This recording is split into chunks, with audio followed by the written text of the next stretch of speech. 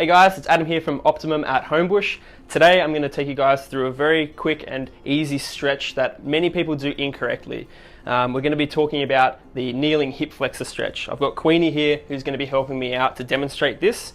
The hip flexor stretch is a really important stretch for helping to alleviate tightness in the hip. If you do sit down a lot throughout the day at a desk or in a car, it can get quite tight, can cause an excessive arch of the back through an anterior pelvic tilt. So we definitely want to be doing this stretch every day if you have problems there.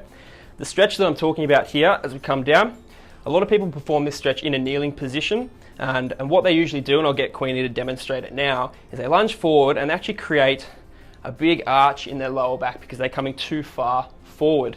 Now, as you can see here, because the iliopsoas, which is at the front, a little bit towards the inside of the hip, the rectus femoris, which is at the front, and the TFL are the three main muscles we're trying to target here.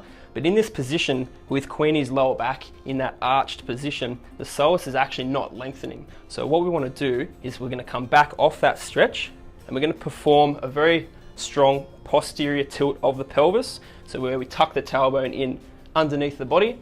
And then from that position, Queenie should feel a bit of a stretch through the thigh, through the top of the rec fem, through the iliopsoas as well, and holding that position. This is a much better position to stretch these muscles as opposed to that really lunged forward arched position of the back.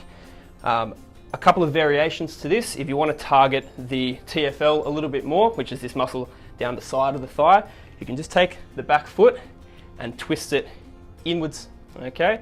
And that targets the TFL a little bit more. Perform that posterior tilt and then slight lunge forward, keeping that neutral spine and making sure the back doesn't go into that sway position. Secondary to that, a way you can target the front of the thigh or the rectus femoris a little bit more is just to flex the ankle. What this does, increases the angle of flexion at the knee, helps to stretch the rectus femoris a little bit more, perform that posterior tilt, and then a very gentle lunge forward, okay? And one last modification for this exercise, once you've perfected these first few steps, is to lift up the arm, perform a little bit of lateral flexion, and just a little bit of rotation, and then holding there. Okay, so these are three very easy variations of a stretch. So just to recap, make sure we perform that posterior tilt, as you can see Queenie doing here. Don't lean forward too far, maintain that neutral spine, okay, and holding each stretch for about 30 seconds on each side. Okay, make sure that if you're coming in and doing your sessions in the gym with an Optimum practitioner, okay, that you're getting this assessed properly and making sure that it becomes part of your regular routine. Thanks.